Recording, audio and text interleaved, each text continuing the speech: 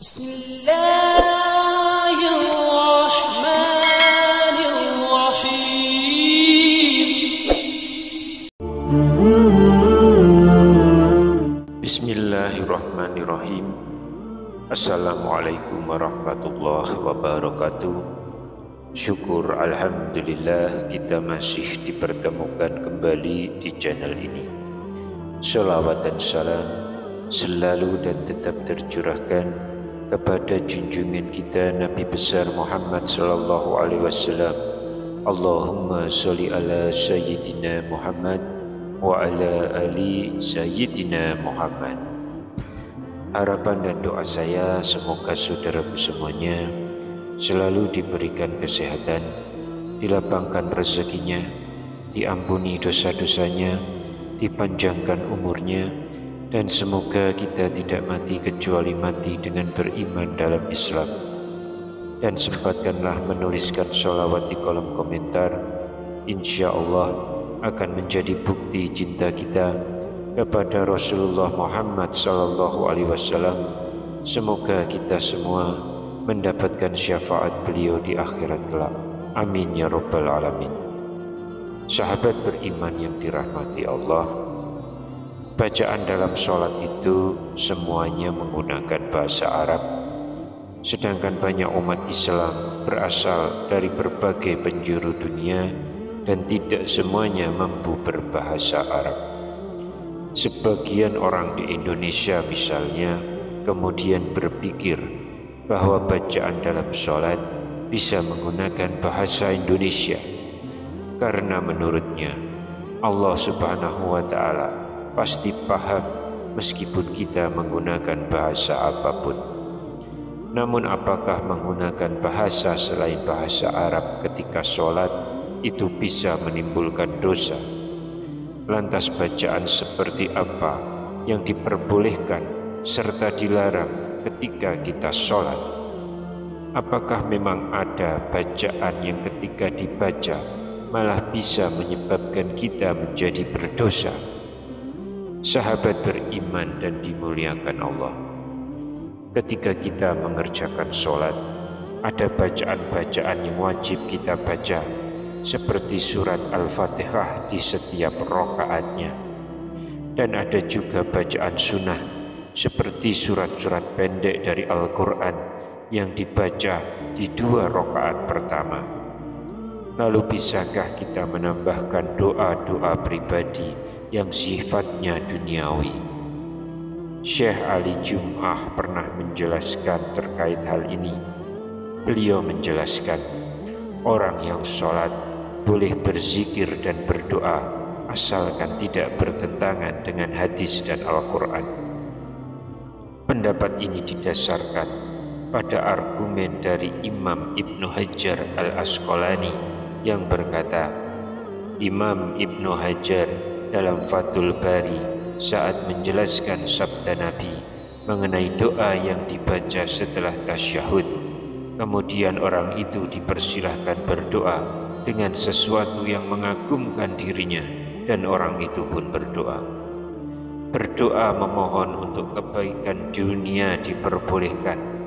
Doa-doa yang bersifat duniawi, misalnya mohon kelancaran rezeki, segera dipertemukan dengan jodohnya, atau meminta keturunan, hal seperti itu boleh dilakukan.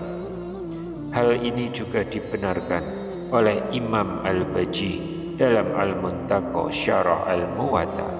Beliau berkata, hal ini sebagaimana Imam Malik berkata, tidak masalah berdoa dalam sholat maktubah dan lainnya dengan bentuk doa sesuai yang dikehendaki, baik berupa doa ukhrawi ataupun duniawi, baik yang sesuai dengan doa dari Al-Quran ataupun doa dengan mengarang sendiri. Fenomena menambahkan bacaan dalam sholat pun pernah dilakukan oleh Ibnu Umar. Dalam kalimat syahadat, Ibnu Umar berkata, saya tambahkan bacaan asyhadu alla ilaha illallah wahdahu la syarikalah wa asyhadu anna Muhammadan abduhu wa rasuluh, yang artinya tidak ada sekutu baginya dan aku bersaksi bahwa Muhammad adalah Rasulullah. Kita mungkin sudah mengerjakan sholat selama puluhan tahun, namun ternyata ada kenyataan penting yang harus kita pahami mengenai surat-surat yang dibaca setelah Al-Fatihah. Dalam sholat selama ini, mungkin kita terbiasa membaca surat-surat pendek tanpa memperhatikan urutan surat tersebut di dalam Al-Quran. Ternyata hal ini berbeda dengan sholat yang dilakukan oleh Rasulullah SAW. Beliau sangat jarang sekali membaca surat-surat pendek ketika sholat, kecuali beliau sedang dalam perjalanan. Ketika sholat subuh, Rasulullah SAW terbiasa membaca surat Qaf di rakaat yang pertama, lantas surat Ar-Rum di rakaat yang kedua. Beliau juga pernah membaca surat At-Takwir dan surat Az-Zalzalah. Dan memang Nabi Muhammad SAW memilih membaca surat yang tergolong panjang ketika sholat. Hal ini bahkan pernah dialami sendiri oleh salah seorang sahabat dari Abu Sa'id Al-Khudri. Ia berkata, suatu ketika sholat zuhur ditunaikan, lalu seseorang pergi ke perkampungan Baqi dan ia melaksanakan aktivitasnya di sana. Kemudian ia berwudu lalu mendatangi jamaah sholat, dan Rasulullah SAW masih berada pada rakaat pertama karena saking panjangnya apa yang beliau baca. Hadis riwayat Muslim. Selain itu, Rasulullah SAW juga memilih surat yang dibaca secara berurutan. Hal ini dibenarkan oleh Imam Nawawi dalam kitabnya At-Tibyah. Beliau mengatakan bahwa Al-Quran tidak semata-mata disusun secara berurutan, namun ada hikmah di balik hal tersebut. Karena itu, sudah seharusnya ketika kita membacanya mesti secara berurutan. Hal ini juga berlaku ketika sholat. Misalnya, membaca surat Al-Baqarah di rakaat pertama, kemudian di rakaat kedua membaca surat Ali Imran, dan begitu selanjutnya. Lalu bagaimana jika pada rakaat pertama kita membaca surat An-Nas? Imam Nawawi meriwayatkan bahwa sebagian ulama mengatakan setelah membaca surat An-Nas dilanjutkan dengan surat Al-Baqarah pada rakaat kedua.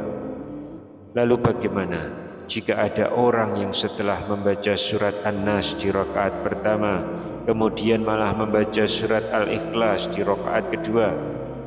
Imam Nawawi menjelaskan bahwa hal ini tidak dihukumi sebagai boleh, walau ada sebagian ulama yang juga membaca surat-surat secara tidak berurutan dalam sholatnya. Namun sebagian lainnya tetap tidak menyukai orang yang membaca Al-Quran tanpa memperhatikan urutannya.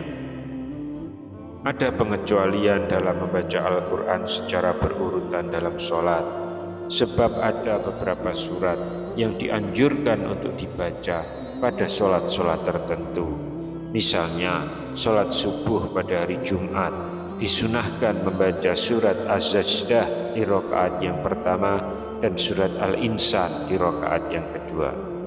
Lain lagi ketika kita sedang mengajarkan anak kita untuk menghafalkan Al-Quran di surat-surat pendek, maka boleh saja urutannya dimulai dari surat An-Nas dan berlanjut sampai ke surat Ad-Duha. Cara seperti ini untuk memudahkan anak-anak kita untuk menghafal Al-Quran.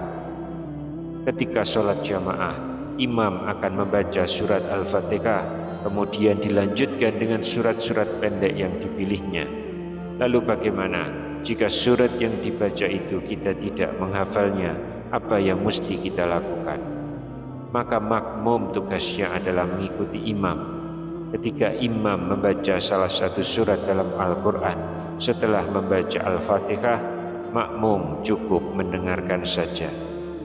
Namun ada pengecualian ketika imam membaca surat At-Tin. Hal ini dijelaskan dalam hadis Rasulullah SAW. Ketika imam membaca ayat terakhir, Alaisallahu bi ahkamil hakimin, bukankah Allah hakim yang paling adil? Maka makmum menjawab sesuai dengan hadis berikut ini. Diriwayatkan dari Abu Hurairah yang mendengar Rasulullah sallallahu alaihi wasallam bersabda, siapa yang membaca surah Wattini waz-Zaitun dan sampai ayat Alaisallahu bi ahkamil hakimin, bacalah bala wa ana ala dzalika minasyahidin. Hadis riwayat Abu Daud dan Al-Tirmizi. Jika kita perhatikan, semua bacaan sholat itu berbahasa Arab. Padahal tidak semua umat Islam fasih menggunakan bahasa Arab.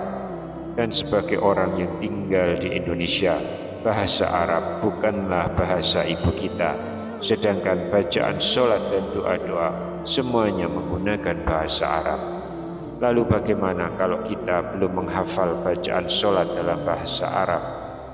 Apakah boleh menggantinya dengan bahasa Indonesia? Sahabat beriman yang dirahmati Allah, dalam sholat kita sudah diperintahkan untuk mengikuti cara sholatnya Rasulullah Sallallahu Alaihi Wasallam. Kerjakanlah sholat sebagaimana kalian melihatku melakukannya. Hadis riwayat Bukhari. Membaca bacaan selain yang dicontohkan oleh Nabi Sallallahu Alaihi Wasallam tentu saja tidak boleh dilakukan. Berbicara atau melafalkan sesuatu di luar bacaan yang telah ditentukan, maka bisa membatalkan ibadah itu. Hal ini berdasar dari pendapat mazhab Hanafi dan Hambali. Sedikit berbeda, mazhab Syafi'i dan Maliki berpendapat bahwa jika seseorang mengeluarkan perkataan ketika sholat, itu tidak membatalkan sholatnya jika alasannya adalah lupa dan perkataan yang keluar hanya sedikit. Larangan berbicara ketika sholat sebenarnya telah diperingatkan oleh Allah Subhanahu wa Ta'ala. Suatu hari, para sahabat sedang melaksanakan sholat bersama dengan Nabi Shallallahu Alaihi Wasallam. Kemudian dua orang sahabat asyik berbincang. Karena kejadian tersebut, maka turunlah ayat Al-Quran, Quran Surat Al-Baqarah ayat 238. Berdirilah karena Allah dalam sholat dengan khusyuk. Rasulullah Sallallahu Alaihi Wasallam tidak pernah memberikan keringanan perihal bacaan sholat yang berbahasa Arab. Namun ada solusi yang beliau berikan. Dalam kitab Sunan Abu Daud, Rasulullah Sallallahu Alaihi Wasallam memberikan cara bagi orang-orang Arab terdahulu yang belum menghafal Al-Fatihah. Beliau bersabda, dan jika tidak bisa berbahasa Arab, hendaklah bertahmid, bertakbir, dan bertahlil. Ada ibadah yang tidak bisa ditawar-tawar, misalnya cara berhaji, makanan yang diharamkan, begitupun dengan cara sholat, karena hal ini untuk menjaga kemurnian sholat. Dalam melakukan sholat, semuanya harus dilakukan dalam bahasa Arab. Sahabat beriman yang dirahmati Allah, sekali lagi tidak ada tawar-menawar dalam hal bacaan sholat, baik dalam hal gerakan maupun bacaannya.